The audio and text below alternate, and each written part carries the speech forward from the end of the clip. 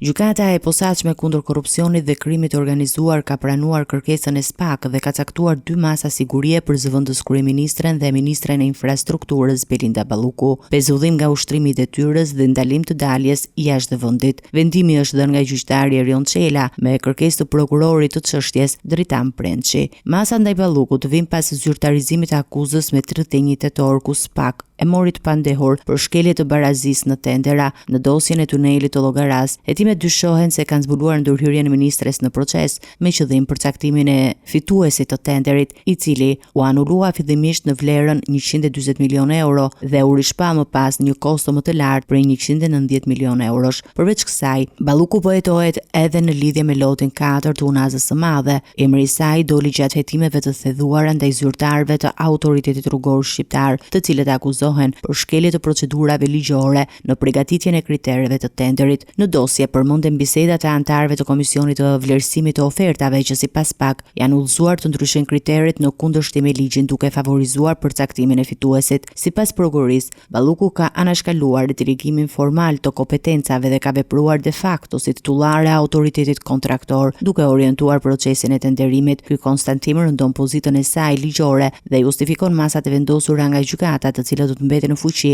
deri në përfundim të hetimeve. Ndërkohë, për të 2 zyrtarë të lartë të institucioneve publike janë caktuar masa të rënda sigurie, arrest shtëpie për kreun e ARSH-s Gentia Ngjylin, si dhe Eral Telezin, drejtor aktual në Kesh. Të dy dyshohet se kanë bashkëpunuar në shkeljen e procedurave dhe në zbatimin e udhëzimeve të Ballukut. Tuneli i Llogaras, projekti për cilën po hetojnë zyrtarët, është një nga investimet më të mëdha infrastrukturore të 5 viteve të fundit që synon të lidhë Vlorën me zona turistike të jugut. Hetimet ndaj tij kanë hapur një nga dosjet më të rëndësishme të SPAK-ut për korrupsion në nivel të lartë.